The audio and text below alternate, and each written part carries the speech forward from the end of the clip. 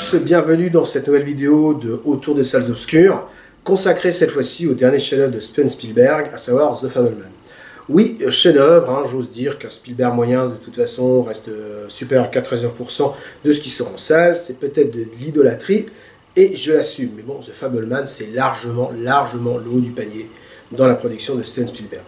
Alors le tout premier Spielberg que j'ai vu, ça fut Les Aventures de l'Arche perdue, donc je l'ai vu en 1982 dans une petite salle parisienne. Donc un sacré choc à l'époque qui a fait dire à mon papa qui m'a emmené au cinéma. On avait un très beau film d'aventure. Donc depuis cette date, eh bien, j'ai vu tous les films de Spielberg, que ce soit au cinéma, où je me suis rattrapé en vidéo pour les films intérieurs à Indy, en VHS dans un premier temps, et ensuite évidemment Laserdisc, DVD et Blu-ray. Il y a bien quelques films donc, du maître que j'ai pas pu voir au cinéma, comme Amistad, ou Le Bon Gros Géant, ou le très beau et très récent West Side Story. Mais là également, l'achat en support physique m'a permis de combler ces manques. Donc depuis 40 ans, Steven Spielberg me fascine, m'éveut, mes merveilles, que ce soit des blockbusters révolutionnaires comme Jurassic Park, les plongeons dans le passé comme Le Soldat Ryan, La liste de Schindler, La couleur pourpre de la SF de haute volée comme AI, La guerre des mondes, Ready Player One, ou bien des drames comme Munich, Pentagon Papers, également des comédies dramatiques comme Le Terminal, sans oublier les films comme 1941, Always, Rencontre du troisième type, Arrête-moi si tu peux, Les Dents de la Mer, enfin voilà, j'en oublie de toute façon. Spielberg, c'est à mes yeux la personnification du cinéma, du 7e art. Il fait corps avec lui, il a fait évoluer le médium et propose toujours au public une escapade dans son monde. Alors, il y a peu de cinéastes du 20e, 21e siècle qui peuvent se vanter d'être autant en phase avec le public. Il a évolué également avec la technique du cinéma. Son alliance avec George Lucas reste légendaire. Il est fidèle en amitié, il utilise quasiment la même équipe technique depuis des années, voire des lustres. Et il n'hésite pas à filmer ce qu'il a envie désormais sans se soucier du succès qu'il y aura ou pas à l'arrivée. Donc Spielberg, c'est le cinéma, et The Fabelmans, raconte comment le jeune Spielberg est devenu le réalisateur que l'on connaît. Car ce film est un miroir, un vrai miroir. Certes, nous n'avons pas affaire à une autobiographie totale, dans le sens où Spielberg s'inspire de sa vie pour construire son film, dont il a coécrit le scénario d'ailleurs, et qu'il romance certains passages. Donc si le héros ne s'appelle pas Steven mais Sammy, il faut savoir que le nom hébraïque de Steven Spielberg est Samuel, en hommage à son grand-père paternel. Donc Sammy est donc bel et bien le double de Steven.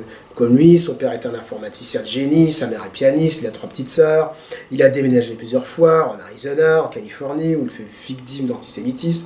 Il a commencé à filmer avec la caméra de son père, à tourner un western à 12 ans pour les scouts, puis 2 films de guerre, dont Escape to Nowhere, et enfin un film de science-fiction, Firelight, en 1964.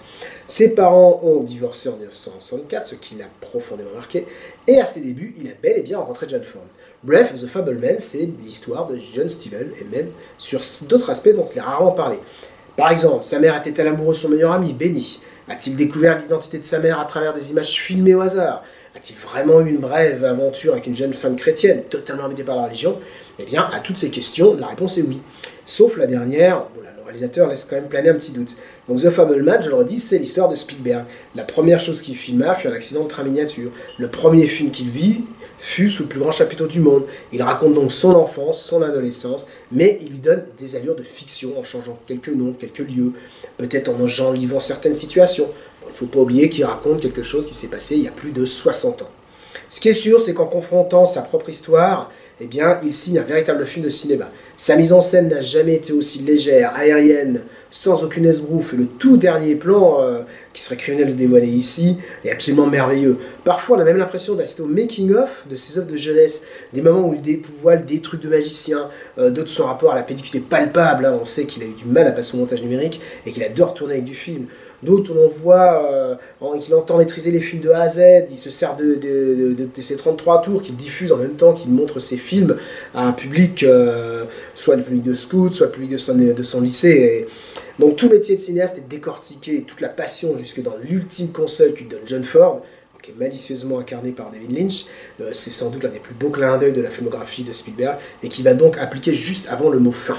Et cette passion qui transpire à chaque image, chaque plan, chaque fondu enchaîné, chaque ellipse, The Fabelman en fait son carburant. Mais pas que. Le scénario se donne le droit d'offrir à chaque personnage de l'histoire son moment. Que ce soit les petites sœurs, le père, la mère, la petite amie, les camarades.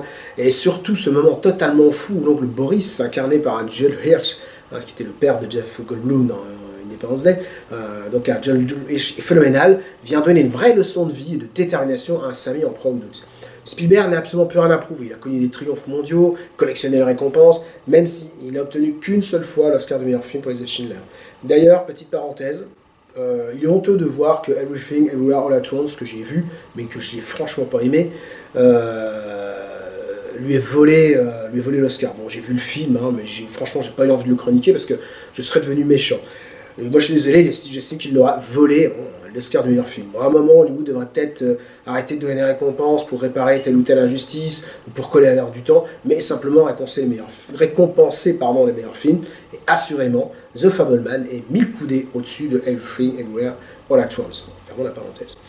Donc servi par un casting au top avec Paul Dano, le régleur de The Batman, en père qui avait du temps à comprendre la passion de son fils, Michelle Williams, en mère quelque peu fantasque, Seth Rogen, en tonton pas si cool, et surtout Gabriel Labelle, qui est stupéfiant dans le rôle de Samy. Il porte le film sur ses jeunes épaules, il sublime la passion de son auteur pour le cinéma, il est prêt à tout sacrifier pour faire des films, se réfugier dans son art, pour justement oublier les affres de sa vie.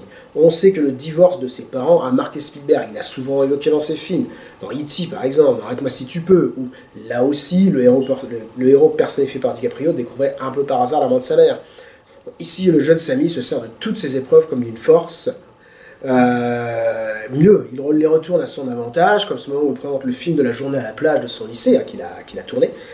Et il va forcer, par son montage, il monte et ridiculise un de ses tortionnaires, et il force l'autre à lui être redevable, de par l'image qu'il lui a imposée.